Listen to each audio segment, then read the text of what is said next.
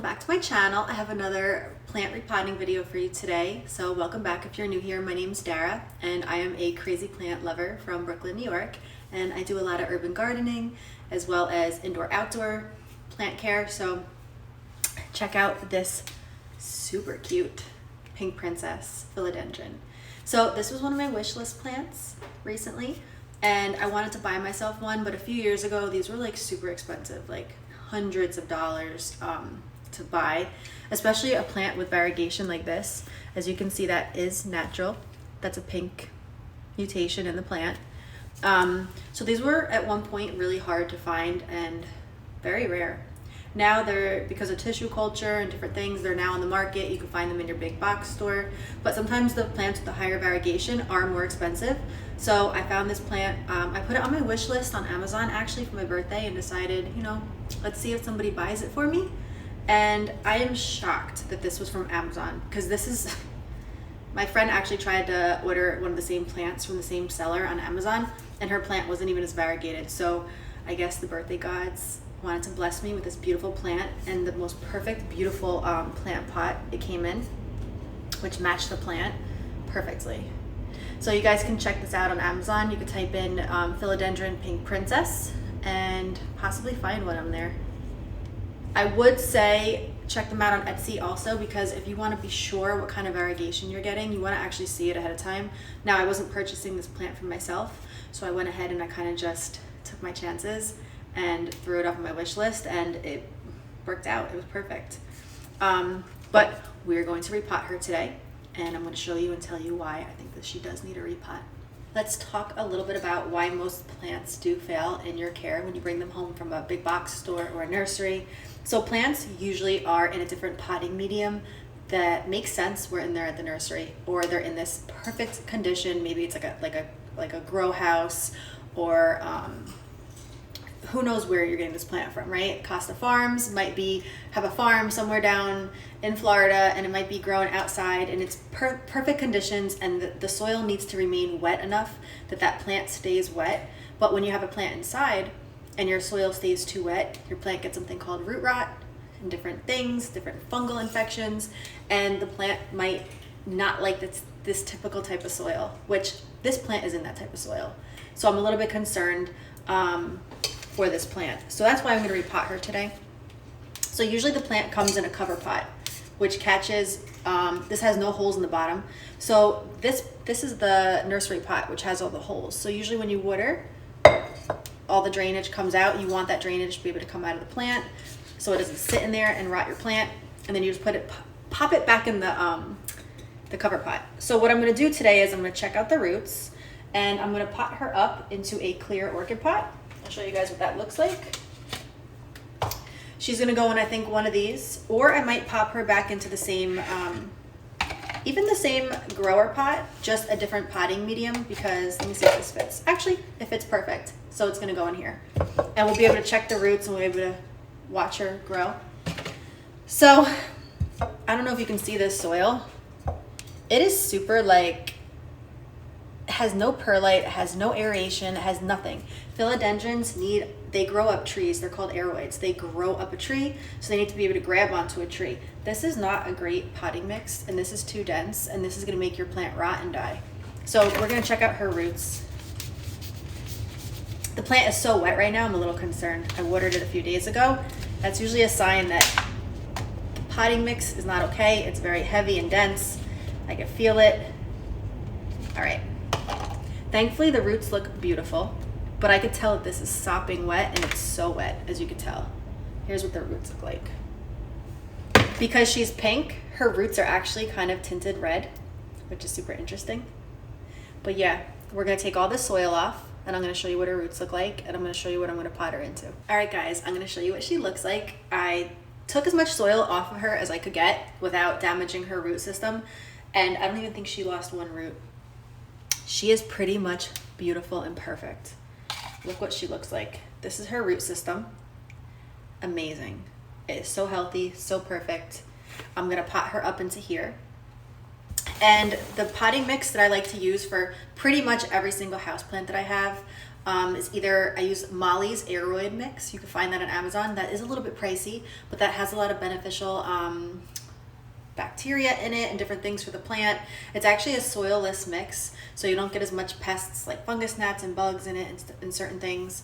But because I don't have that right now, and I think it's important that I get her out of the mix that she was in so she doesn't get any root rot and stay too wet, I'm putting her in one of my homemade mixes.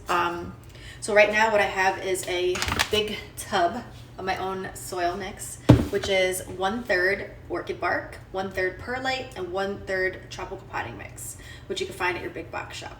So I'm working with what I have here. I have a small, not small, but I have like a, I live in a Brooklyn apartment, so I really don't have like a plant room, and I don't want to go outside yet. It's a little bit too cold. So I'm just going to show you guys how I pot her in here.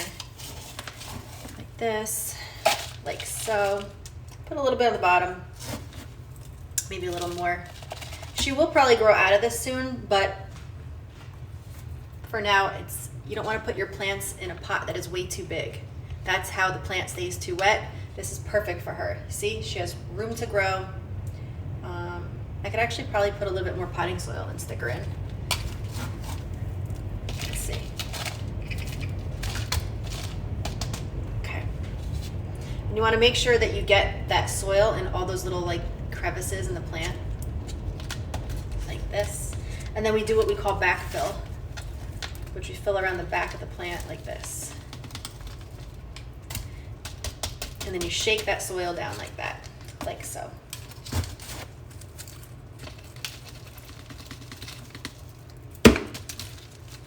I usually do this over this.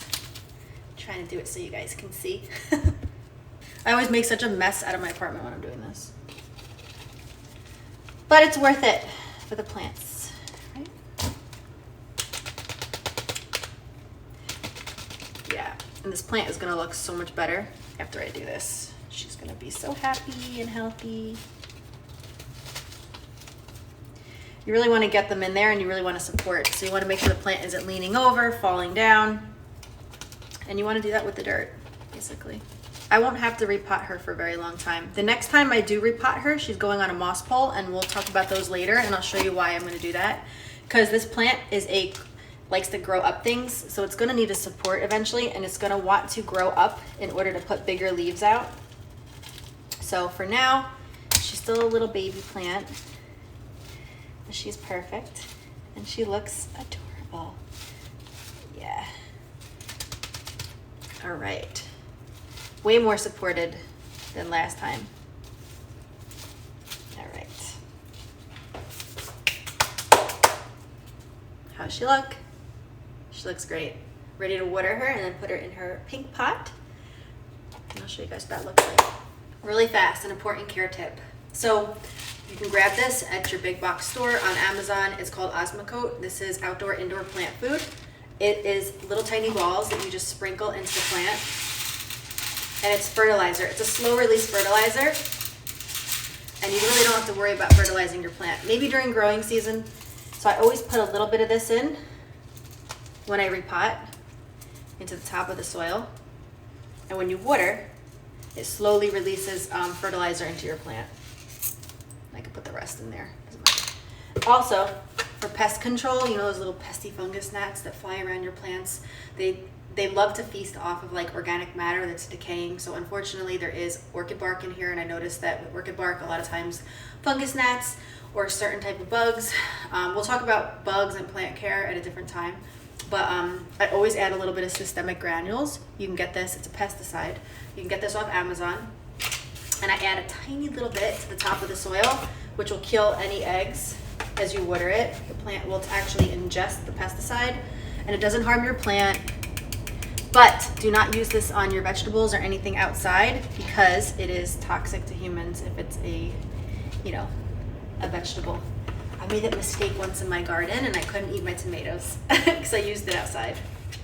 But it's an important care tip. Those have kept my plants very, very healthy and inside for so long. This stuff is like my holy grail. Now let's water her. I need to get a watering can. Why am I using this to water my plants? I love using these orchid pots, the clear pots, until my plant gets super like established. They've literally saved so many of my plants from root rot. Being able just to check the roots and see what's going on under there and check the progress. And to also know when I need to water, because now you can see the pot and you can see when it's dry and when it needs water. So you actually don't overwater your plants, because I'm an overwaterer and that has killed a lot of my plants before. Yeah, there we go. Give it a nice drink. If your plant is not draining like this when you're watering it, what are you doing? You're doing something wrong. You need all that excess water to come out the bottom of the plant. Hold it for a few seconds, and then you're gonna pop her right into the catch pot. All right, guys, there we have it. Here she is in her new pot. Not her new pot, but her new home, kind of, per se. New dirt. She looks beautiful. I love her. I'm just gonna pat her down after I watered her to make sure she's nice and secure in there. And it'll be fun to watch her grow over the next few months. Maybe I'll do like an update video.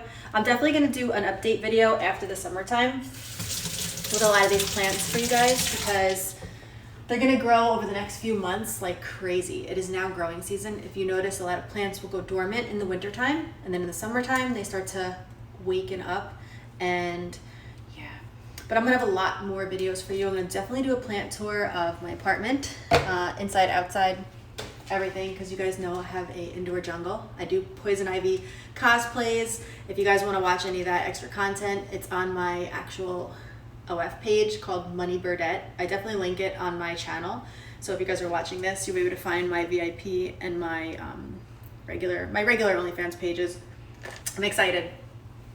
I'm excited. I'm gonna make a few more plant videos for you today, so make sure you guys are checking me out on OF TV. And have a beautiful day, and make sure you guys get to your jungles, and definitely DM me and show me pictures of your plants. If you have any plant care questions that you have or concerns, my DMs are always open. I love talking about plants. It's my passion. So see you guys later.